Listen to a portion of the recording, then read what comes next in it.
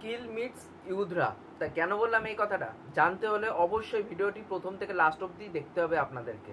তা নমস্কার বন্ধুরা, আমি তুহিন রিভিউলজি চ্যানেলে আপনাদের প্রত্যেককে স্বাগত জানাই। এখন কথা বলবো ইউধরা ট্রেলার নিয়ে। তা এটা গত পরশু ইউটিউবে ড্রপ করে দেওয়া হয়েছিল মেকার্সদের পক্ষ থেকে। তা কেমন কি লেগেছে আজকে মূলত আপনাদের সাথে সেটাই শেয়ার করব। তা আমি এখন নিয়মিত ভিডিও দিতে পারছি না, 2-4 দিন বাদে বাদে ভিডিও আসে। তার একটাই কারণ, আমি নিজে পার্সোনালি কিছু একটা কারণের মধ্যে ফেসে আছি। পার্সোনাল একটা প্রবলেম চলছে, মানে ওটার জন্য নিজেরও মন মেজাজ ঠিকঠাক নেই। যার জন্য যে একটা সিনেমা দেখবো বা একটা ট্রেলার দেখবো সেটাকে অ্যানালাইসিস করব, তা সেইভাবে এখন মন মেজাজটা ভালো নেই বলে ঠিকঠাক করে মানে 3-4 দিন বাদে বাদে ভিডিও আসছে।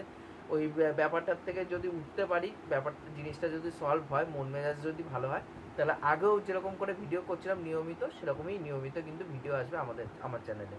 আর আশা রাখি এই ব্যাপারটাতে খুব তাড়াতাড়ি করে রিকভারি করে উঠতে পারবো। তো এই ট্রেলারটা কেমন লাগলো? তা সত্যি কথা বলতে গেলে কিলের যেই ভাইবসটা ছিল না, সেই ভাইবসটা কিন্তু আমি এই ট্রেলারের মধ্যে খুঁজে পেয়েছি।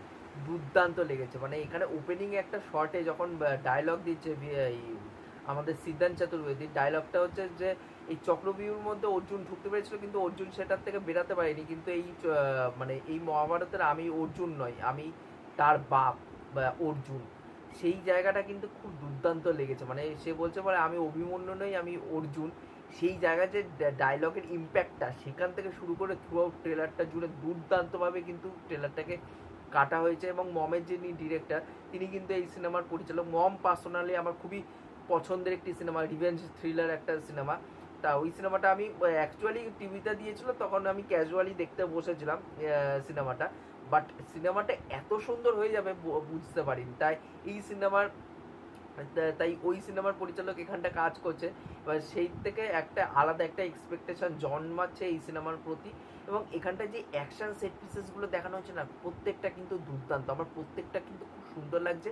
এবং একটা জায়গায় যে ব্রুটাল জিনিসটা, ওই জায়গাটা আমার ব্যাপক লেগেছে যখন ওই সিদ্ধান্ত চতুর্বেদী যে মানে হাত ঢুকিয়ে দেবে এবং ওই একটা গুন্ডার এবং হাতে মেশিনের মধ্যে ছেঁচা ছেঁচা করে কাটবে এবং ওই রক্তগুলো ফিনকে দিয়ে উঠবে, ওই জায়গাটা ব্যাপক লাগে। তা এখানটা মূলত এরকমই গল্প হতে চলেছে যে এখানটা সিদ্ধান্ত চতুর্বেদীর তার একটা অ্যাঙ্গার ইস্যু আছে। এবার যার জন্য তাকে কিছু কারণে জেলে যেতে হচ্ছে এবং সেখান থেকে রাম কাপুর বার করছে এবং রাম কাপুর তাকে এজেন্ট হিসেবে হায়ার করছে। এবং এই যে ড্রাগস মাফিয়া, এইটার জন্য কিন্তু তার বাবারও মৃত্যু ঘটেছিল। কেন মৃত্যুটা ঘটেছিল, এর বাবার একটা মানে আনসলভড একটা কেস ছিল, সেটাই দায়িত্ব পড়ছে হচ্ছে এখানটা মানে সিদ্ধান্ত চতুর্বেদীর ঘাড়ে। এবং সিদ্ধান্ত চতুর্বেদী পারবে এই ড্রাগ র্যাকেটটাকে বাস্ট করতে কি পারবে না, এটাই জানতে হলে আমাদেরকে সিনেমা দেখতে হবে। দেখুন এই সিনেমাটা কিন্তু মানে দেখতে গেলে কিন্তু মানে খুব যে স্টোরি ডিভেন সিনেমা হবে এমন নয়, কিন্তু এই সিনেমাটা কিন্তু দাঁড়িয়ে থাকবে স্ক্রিন প্লের উপর। এবার স্ক্রিন প্লে যতটা স্ট্রং হবে সিনেমাটা দেখতে তত বেশি ভালো লাগবে। এবার যেটা আমরা কিলের ক্ষেত্রেও দেখেছি, কিল আমার পার্সোনালি সিনেমাটা দেখা আছে, বাট আমি রিভিউ করিনি ওই সিনেমাটার।